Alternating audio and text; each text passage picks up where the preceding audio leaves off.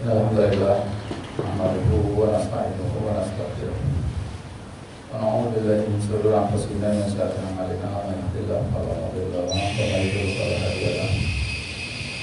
Asyhadu an la ilaha illallah wa la syarika lahu wa asyhadu anna Muhammadan abduhu wa rasuluhu la nabiyya ba'dahu.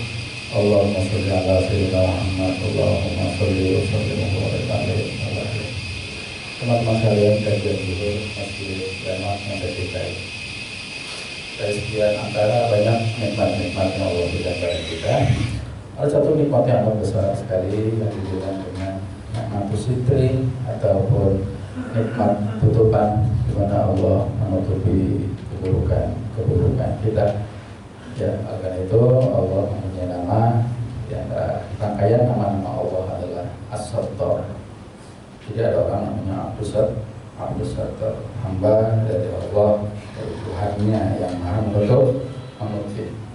Apabila tutupan ini dibuka, maka terhijab dari nama Allah As-Sattar, maka yang muncul dari diri kita itu adalah keburukan-keburukan, jelek dan segala macam. Ada kasus di mana kemudian seorang hamba itu terhalang atau terhijab dari nama Allah As-Sattar, maka a'udzubillahi minasyaitonirrajim, wa may yuhdilillahu fama lahu min mukrim. Barang siapa yang Allah ingin hinakan, bihinillah, ihanah ya, amin, penghinaan itu, fama lahu min mukrim. Jadi Allah punya nama lain Al-Mukrim, yang maha memuliakan. Allah punya nama Al-Karim, yang maha mulia. Kemudian ketika ada objek yang dimuliakan, Al-Mukrim. Ketika Al-Mukrim ini ditarik, Allah nggak berkehendak menutupi keburukan-keburukan hambanya, maka yang ada adalah ihanah atau kehinaan. Fama yuridillahu fama lahu min mukrim. Tidak ada penarikan yang lebih cepat, lebih dahsyat nama Allah As-Sattar kepada kita itu, kecuali kemudian kita coba-coba memasuki wilayah orang lain. Istilahnya adalah at-tahattuk fi a'radil ghaib, ya, mencoba merobek, mencoba mendobrak wilayah pribadi orang lain. Orang lain punya aib, orang lain punya keburukan, orang lain berbau busuk. Kita sama. Karena Allah memberikan nikmatnya, Pak, itu nikmat sitri, nikmat tutupan, yang keluar dari kita adalah awal-awalnya aja. Kalau Allah buka tutupan yang ada pada kita, pada saya misalkan, hancur, nggak ada transaksi bisnis, nggak ada kolegial, nggak ada kemudian silaturahim, nggak ada kemudian pengajian kayak begini. Allah tutupin, ya, dengan kopi, ya, dengan baju kok, dengan ayat-ayat Quran, dengan hadis-hadis. Kita semua tampaknya seperti orang-orang saleh dan ahlul jannah. Alhamdulillahirabbil alamin. Itu nikmat dari Allah karena ditutupi. Andai saja dibuka, wa may yuhinillahu fama lahu min mukrim, yang kecium adalah bau, dan kita bubar. Dahsyat itu namanya nikmatus sitri, nama Allah As-Sattar. Kemudian topeng-topeng kita, ya, kejelekan-kejelekan kita, muka-muka hipokrit kita, ya, muka-muka aventurir kita, itu mau tutupin semua. Bak malaikat suruh satu aja peristiwa atau kita coba tahattuk masuk ke wilayah keburukan orang lain, maka Allah akan membuka aib kita juga. Kalau kita tanya nikmat ini kapan berakhir atau Allah buka kemudian kita, ketika kita mencoba memasuki wilayah orang lain. Rasulullah SAW dalam satu hadis riwayat Ahmad bin Hanbal radhiyallahu anhu berkata, kalau Rasulullah SAW, man ayara akhahu bizanbin qattaba minhu, barang siapa yang mencoba masuk wilayah orang lain, keburukan-keburukan orang lain, menelanjangi, membuka tabirnya. Jadi as-sator itu adalah menabiri, hordeng. Kita coba buka, kemudian orang-orang yang kita buka itu kelihatan polos, menelanjangi. Bizanbin qattaba minhu, dari dosa-dosa yang pernah dia kerjakan tapi dia sudah bertobat. Kita nggak tahu orang bertobat semalam kapan, kan orang nggak mau habis tobatnya, gitu kan? Jadi kita harus berhusnuzon sama orang itu sudah bertobat, dan jangan kita coba tahatuk. Mencoba tahatuk, lanjutan hadis ini adalah lan yamut, orang ini nggak bakal mati. Bukan itu terus maksudnya, orang ini nggak bakal mati hatta ya alami lahu, sampai dia mengerjakan hal serupa yang pernah dikerjakan orang yang tadi dia tanyain itu.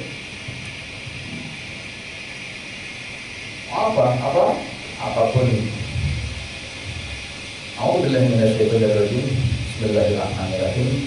Ya'lamu, ketahuilah, annallaha ya'lamu ma fi anfusikum wa'lamu annallaha ghafurun halim.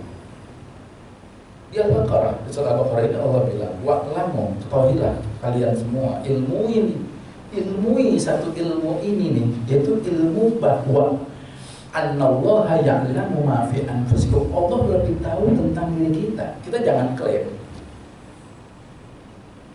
Itu jangan mencoba-coba untuk merasa lebih tinggi kemudian mencoba buka tabir orang lain, itu jangan. Karena Allah lebih tahu tentang diri kita. Kalau saja Allah buka apa yang kita lakukan di luar sana, ketika sepi, ketika malam, ketika ada orang, habis.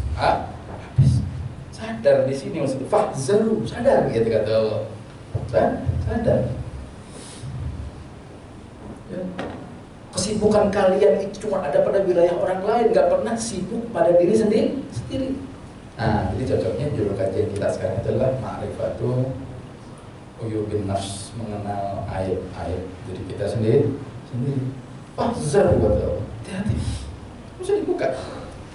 Pas kita mencoba untuk menutupi keburukan kita, tapi kemudian kita membuka ke orang lain, habis. Fahzaru wa'lamu, ketahuilah, ilmu kedua harus diambil, annallaha ghafurun halim. Kalau kalian banyak keburukannya dan Allah simpan, Allah sitru, mastur, ditutup, ya itu berarti Allah ghafurun, bertobat segera. Kita sadar bahwa kita lebih banyak dosa daripada orang lain, bertobat segera. Allah itu ghafur. Halim adalah salah satu nama Allah, satu pihak atau satu zat yang ketika dingelunjakin itu gak langsung mengambil balas, itu Allah. Dengan kata lain, nama Allah As-Sabur, yang maha amat penyabar. Luar biasa Allah itu kita kangkangin, kita selingkuhin, kita bohongin, kita tampilkan kebaikan ke manusia, tapi hubungan kita mau rusak. Allah itu punya nama Halim. Gak diambil segera pembalasannya, tapi dilihat. Kalau tidak tobat, maka dibuka. Maka dibuka. Adapun masalah hakikat pembukaan ini ada yang di dalam kita bicarakan nanti insya Allah. Tapi kita bicara zahirnya saja.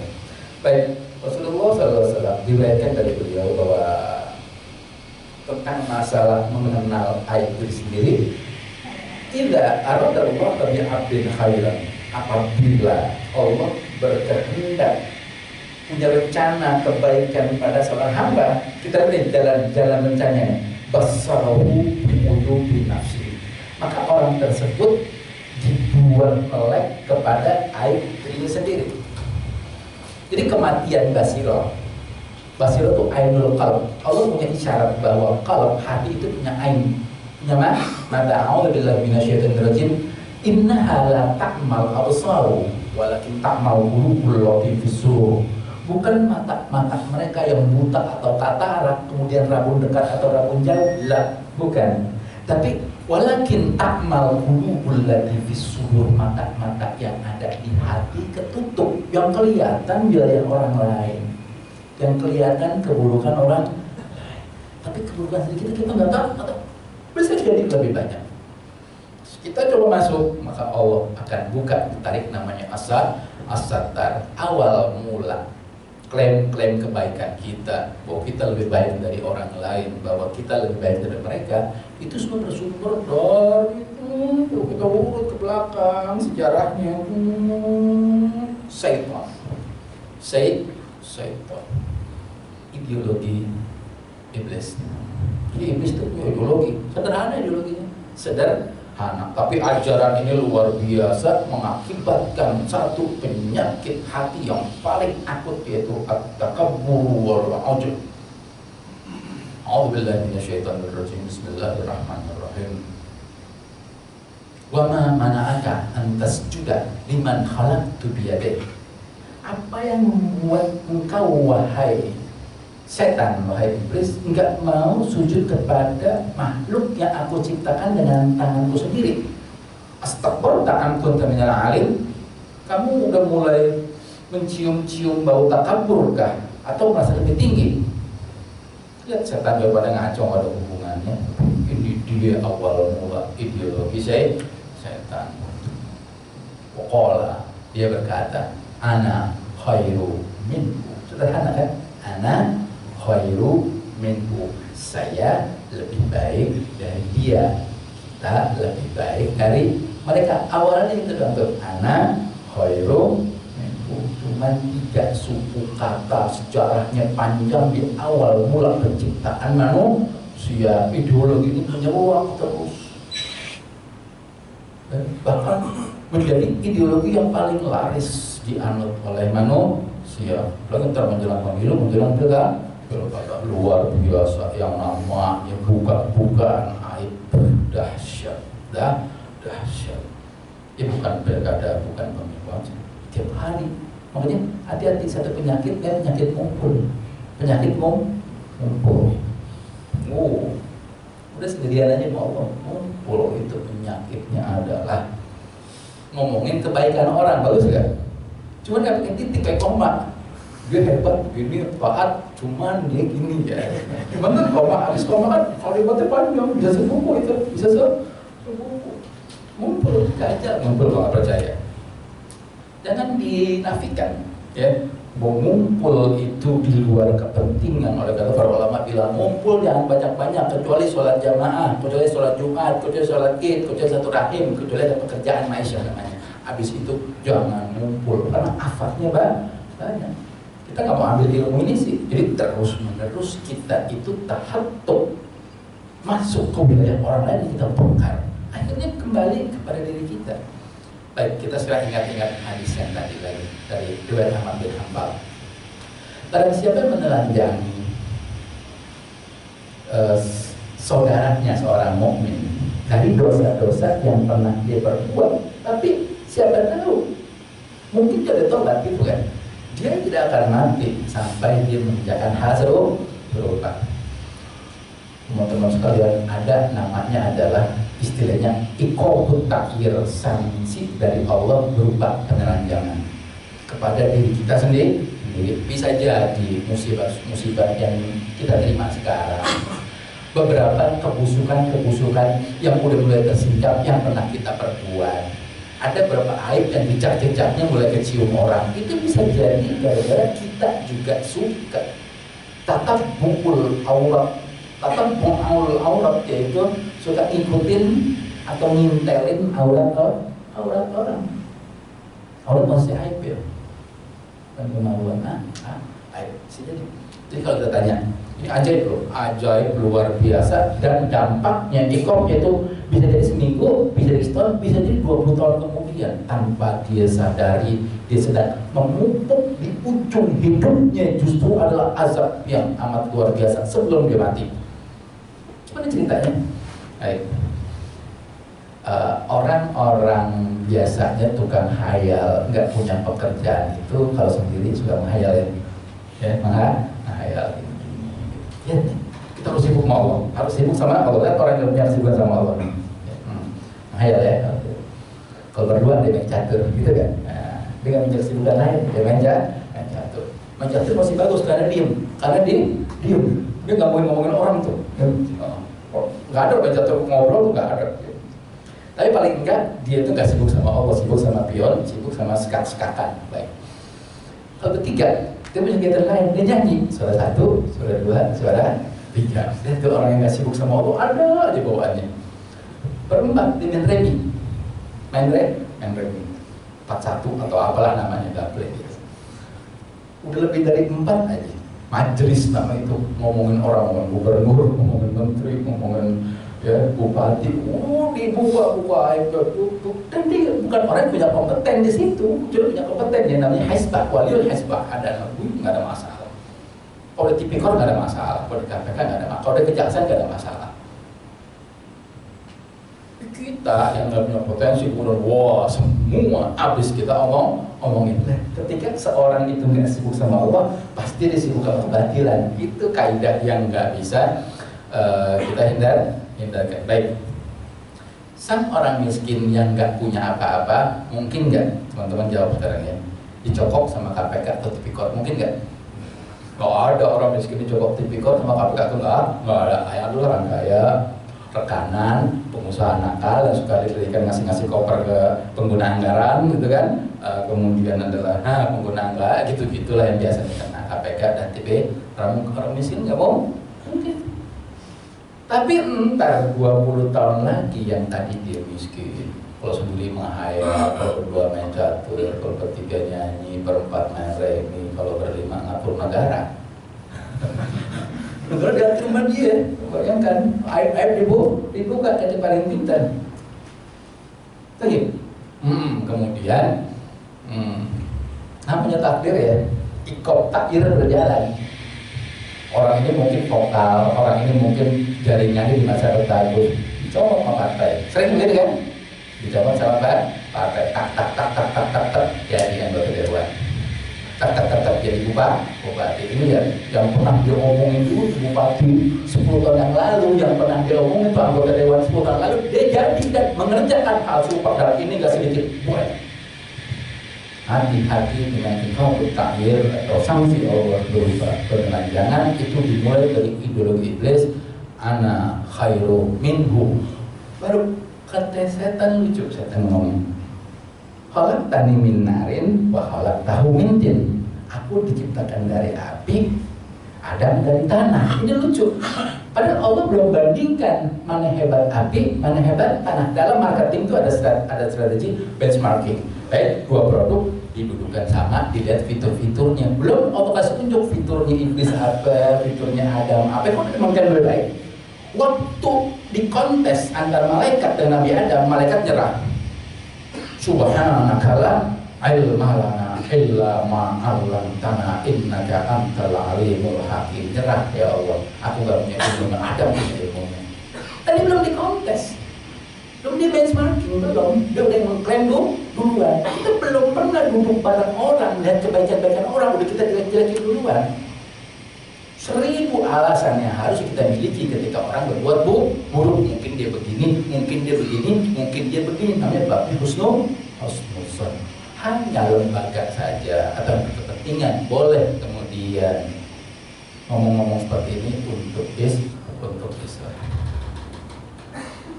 Baik, kita lanjutkan teman-teman sekalian tentang masalah bagaimana sih ketika basiroh kita tertutup dari aib-aib diri kita sendiri sehingga kita lebih fasih ngomongin aib-aib orang lain.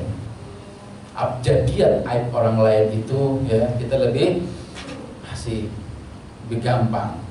Kita bisa duduk berjam-jam. Kalau yang buat namanya adalah mentafsirkan jiwa orang lain. Satu, sebenarnya gampang. Sewaktu kita ngomongin aib orang lain, kita menganut ideologi iblis karena kita bergaul dengan orang yang satu level atau di bawah kita dari sisi kedekatan hubungan kepada Allah. Terus kita anggap bahwa kita lebih baik. Oh dia mah sholat itu, oh dia mah gak pernah buang sunnah, oh dia mah.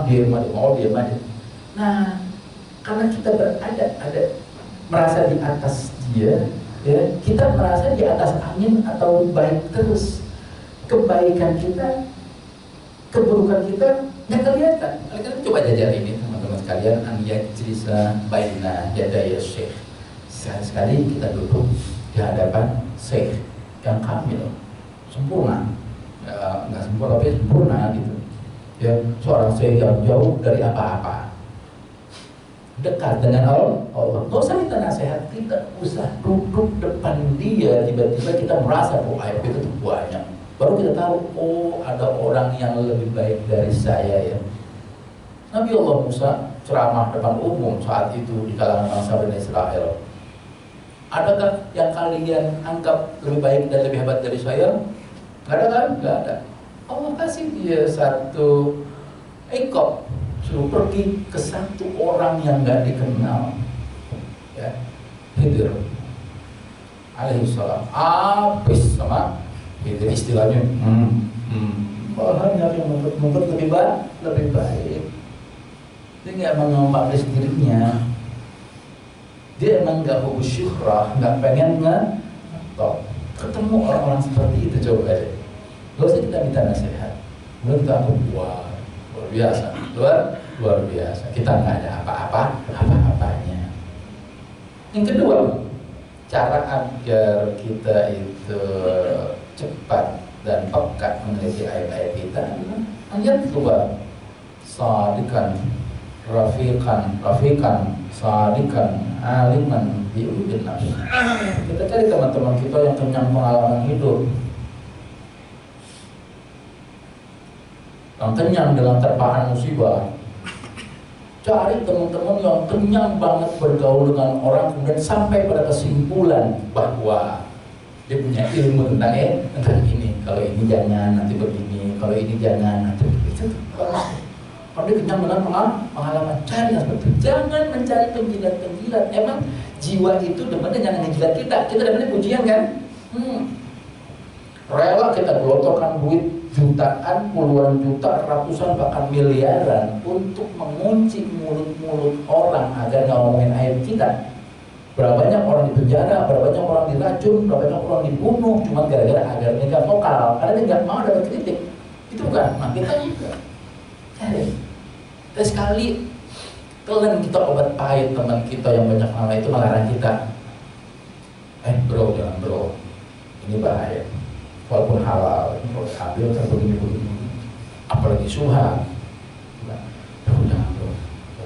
Udah pernah yang begini nih bahar, jangan main proyek ini dulu, masuk aja lu, ketangkep kan? Jangan, ya. Jangan coba menerabas. Nah ini penting teman-teman yang sebenarnya bukan melarang, dia baik kepada kita, karena pengalaman hidupnya. Bukan penjilat-penjilat yang angkat-angkat kita, buat hati kita ngomong terus, sampai kita bayar, kita jajanin, kita hibur-hibur. Agar apa? Terus, ntar kita jatuh, dia kabur. Kita jatuh, mereka kan ada. Kisah pula dengan semut terang kan, bukan semut biasa. Semut terang udah gigitannya tajam, kita pintas bawa. Oh asal begitulah orang-orang dekat pada kita yang muji-muji dulu, pas kita lagi nggak punya ngegigit, tahu aib kita dibongkar. Lihat di persidangan sana, siapa yang bongkar aib kemudian? Orang-orang dekatnya, bekas stafnya, bekas anak buahnya, bekas supirnya, bekas istrinya, begitu. Karena apa? Dari dulu kita udah dipuji-puji, namanya hubbul mahmadah. Hubbul mahmadah adalah salah satu penyakit jiwa, sebenarnya dipuji. Yang ketiga teman-teman sekalian, masih ada waktu kita, masih ada waktu, baik. Yang ketiga, justru rahasia kebalikan bahwa aib kita itu dibongkar orang, ya, ada di tangan para penghasut atau para husad. Jangan jangan ditutup mulutnya atau coba dicegah, ya. Ketika ada orang-orang yang hasad kepada kita, kemudian ngomongin kita jangan dicegah. Jangan coba-coba intisar itu bela diri, jangan. Banyak ruginya. Kenapa? Karena lidah para penghasut itu Allah bikin bicara tentang keburukan kita, dan itu bagus. Di sekali kita orang memuji-muji terus, habis dia terbakar. adalah 1, 2, 3 orang yang hasut, terus kemudian ngomong kita, jangan cegah, ya, dari jangan takut malu dia ngomong apapun juga, itu bagus. Kalau omongannya benar, berarti apa yang dia omongin itu kita lakukan, istighfar. Hati-hati, Allah bilang, wa'alamu annallaha ya'lamu ma fi anfusikum fahzaru. Allah lebih tahu tentang diri kamu. Allah bikin bicara, itu lidahnya digerakkan tentang kita. Kita tobat. Oh iya, orang itu kita harus jujur pahit. Tapi kebaikan kita banyak di sini. Kalau yang dia omongin tidak benar atau dia asal ngebual aja, ambil itu isyarat, jangan sampai kita begitu gitu. Maksud dia bilang, wah si itu begini, padahal enggak. Itu isyarat agar dia yang begitu sebenarnya. Coba kalau kita makrifah akan hal ini, enggak ada yang bisa menyakiti hati kita, enggak ada yang bisa memgoyang kita sebenarnya. Sampai seorang penghasad pun Rasulullah SAW bersabda dalam satu hadisnya, Ista'inu qada'an hawaijikum bil kitman fa inna kulla dhi ni'matin mahsudun. Apabila kalian punya satu hal, ingin mengerjakan satu hal, punya rencana satu hal, umpetin. Jangan kuat-kuat. Umpetin. Kenapa? Fa inna kulla dhi ni'matin mahsudun. Sebab ya, setiap ada penyandang nikmat kata Rasulullah, maka ditandang oleh penghasut. Berapa banyak kita punya rencana gagal karena kita senang ngomongin rencana kita sebelum waktunya, sebelum matangnya, ada yang hasut, mencegah gitu ya. Jadi di sini Rasulullah mengisyaratkan bahwa memang niscaya bahwa setiap kita itu digandeng oleh penghasut. Ada gunanya buat apa? Jangan kita kecil hati, jangan kesal, jangan dicegah orang itu, jangan diracun, jangan, ya, jangan. Ambil aja pelajarannya. Oh kalau benar memang saya harus tobat, kalau memang tidak benar berarti isyarat saya jangan sampai ke situ. Itu manfaat orang-orang yang hasad. Enak lagi nggak menggaji mereka, menggaji orang-orang yang muji kita banyak nggak? Banyak, capek kita melihara mereka. Tanya nih sama orang-orang yang demen melihara orang-orang dekat. Capek, datang ke rumah lagi, bawa proposal lagi, datang ini, minta ini, Pak anak saya sakit, terus begitu. Kalau kita nggak kasih, aib kita dibuka. Karena kita mengajarkan aib rame-rame. Sering nggak begitu? Bahwa aib itu adalah punya hijab. Dosa yang kita lakukan belum tentu aib terbongkar, tapi hijabnya itulah lama. Oleh karena itu, 3 hal ini mudah-mudahan bermanfaat, yaitu bagaimana cara menutupi aib, itu dosa-dosa yang pernah kita kerjakan. Ya, aib itu kita mulai dari tadi, 10 menit tadi, sudah cukup. Ya. Sebenarnya aib itu sumbernya 2. Jadi kita langsung masuk ke sumbernya agar kita nanti nggak main-main di wilayah ini. Satu wilayah namanya ma yata'allaqu bin nafs.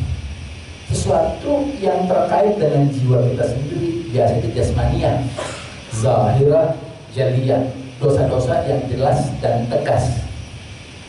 Dosa-dosa fisik, mata, kuping, mulut, tangan, kaki, perut, kemaluan, itu tujuan anggota badan yang paling sering membuat dosa dan nanti punya dampak, yaitu aib. Biasanya aib yang ada di sini itu 3. Formula aib yang ada di dalam jasmaninya itu 3. Kalau enggak mal, kalau enggak jah, kalau enggak nisa. Buktikan ya teman-teman sekalian. Kalau enggak harta, kalau enggak jabatan, kalau enggak adalah wanita. Selalu formula ini ingredientsnya ini doang. Orang yang ketangkep lalu dibuka aibnya sedang pasti bermain dengan uang biasanya. Kalau dia bermain dengan uang, pasti dia sedang punya jabatan. Pasti ada wanita juga biasanya. Formula begitu dari zaman dulu. Kita harus tahu ini sumber kejatuhan, jangan main-main di sini. Jejaknya panjang, taruhannya harga murah. Jadi kita meruah, keluarga kita meruah, anak-anak kita, jangan sampai kemudian anak kita malu, lari, gara-gara bapaknya, gara-gara ibunya, kemudian jejak aib tercium, karena dia main-main di wilayah ini ya. Bukan nggak boleh, bukan, maksudnya jangan sampai ada sifat asyirah, ratus, di mal, di jah, dan di nisa. Perempuan udah ada pada kita aja, istri kita yang sah, udah jangan coba untuk nambah satu dua, bukan bukan masalah sunnah, bukan masalah apa, sunnah yang lain masih banyak. Coba main di situ deh. Gak pernah kita kenal Allah, yang kita kenal adalah bagaimana ngurusin istri kita yang banyak itu. Badan gak enak, sholat gak enak, cocokan juara. Makhluk, ngeladenin berkhidmat sama makhluk, bukan berkhidmat sama Allah. Jadi itu harta, itu juga jabat, bukan gak boleh. Tapi ketika Allah yang ngasih bawah boleh. Yang kedua adalah dosa-dosa ayat ta'ala bil khalq yang terkait dengan hati, biasa adalah al-hasad, al-kibr, ujub. Itu dari setan. Dosa yang pertama itu biasanya kita tobat, insya Allah Allah ampun. Tapi dosa yang kedua karena dia khafiyah, maknunah, tersimpan, kita nggak sadar bahwa itu dosa sombong, dosa ujub, dosa kabur, dosa hasad, nggak sadar, kita nggak pernah tobat. Oleh karena itu, kalau kita tanya bagaimana cara menutupi aib-aib kita apabila kita sudah terlanjur main di wilayah dosa-dosa ini, yaitu dosa-dosa jasmani dan dosa-dosa hati. Yang pertama adalah istighfar.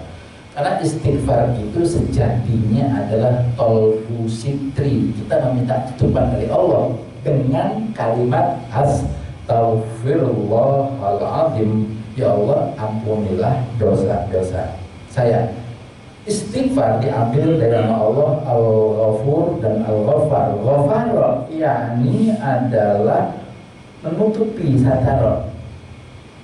Bisa jadi kemudian dosa kita itu belum diampuni tapi ditutupi sama Allah dengan kalimat istighfar itu. Kalau mau diampuni kita taubat, tidak sedang istighfar. Apa amalan dalam taubat kita? Istighfar. Tapi kalau kita istighfar tapi nggak taubat, nanti kita nggak taubat berjilid, itu bisa jadi dosa kita belum dihapusin, cuma jejaknya ditutup. Jejak ini tutup, itu nih maksud itu mau dibuka habis. Jejaknya ditutup.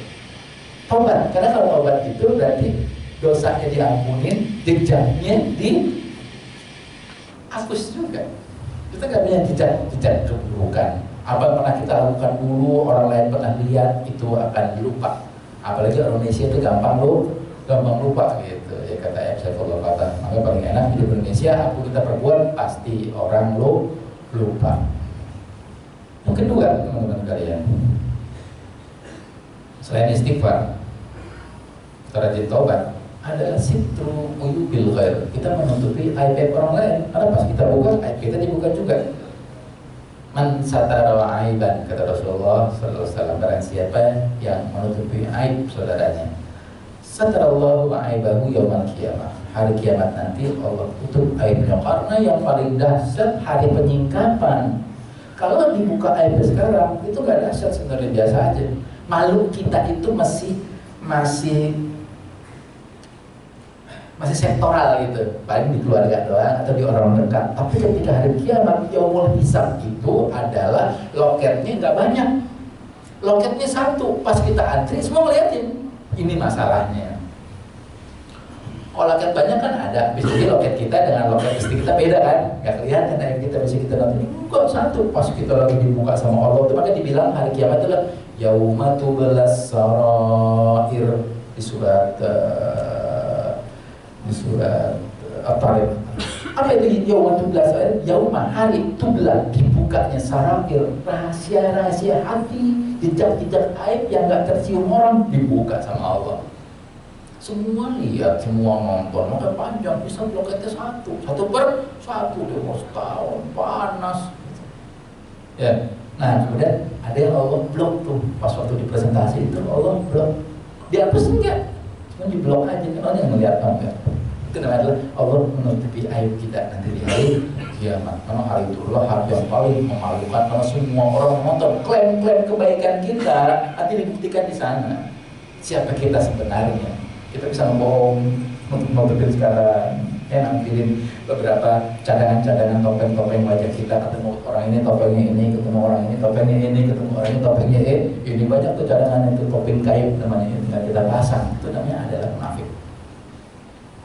Yang ketiga teman-teman sekalian, bahwa amal saleh yang kita lakukan terus menerus dan makin lama kita perbanyak, itu bisa menjadi aib. Rasulullah SAW hadisnya, ittaqillaha haitsu ma kunta, bertakwalah kalian pada Allah di mana saja kalian berada. Nah ini dia menunjukkan di sini nih, wa atbi'is sayyi'atal hasanata tamhuha, ikutilah, tutuplah jejak-jejak buruk kamu, sayyiat-sayyiat kamu itu dengan kebaikan-kebaikan. Nanti Allah akan hapus dari istighfar, tutupin aib orang. Yang ketiga adalah beramal saleh sebanyak mungkin. Itu kemudian nikmatus sitri atau nikmat tutupan ini sama Allah akan diperkuat bentengnya dan tidak ada yang bisa menembus sambil kita punya sifat sirku. Sifat sirku adalah Allah lebih tahu tentang hati kita, bukan orang lain. Subhanallah, bihamdika asyhadu an la ilaha illa anta, astaghfiruka wa atubu ilaik. Assalamualaikum warahmatullahi wabarakatuh.